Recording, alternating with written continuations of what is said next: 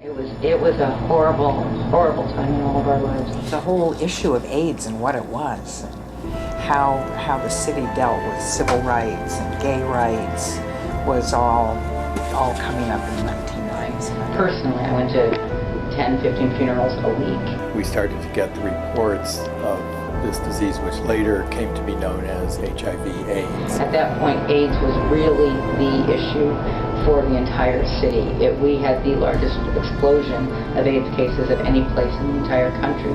Probably the most we were doing for people was helping them die with dignity, because people were, and the community was ravaged by the disease.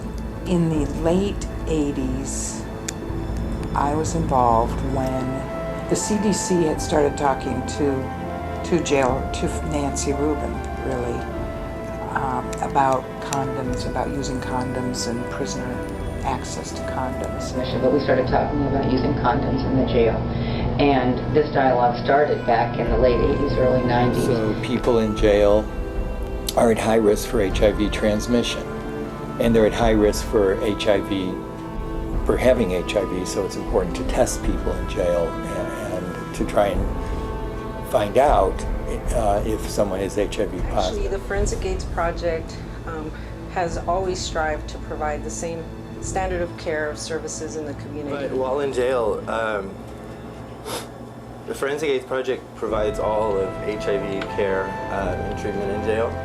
They always answered my medical requests in a timely fashion, whereas sometimes with people who weren't getting their jail health care through Forensic AIDS Project would kind of have to wait longer and get a runaround. And they were always coming in and giving tests to new people coming into the jails to provide them with the knowledge if they were positive or negative too. I'm grateful that there are people out there that want to see other people succeed and don't want to see people continue the cycle of going in and out of jail. The underlying principle being that people in the jails are not in the jails for very long. They're in and out, and they're your brother or your sister or the person sitting next to you on the bus or the person next door to you. And so it's important that people know about condom use and how to keep themselves safe and the people with whom they have sex.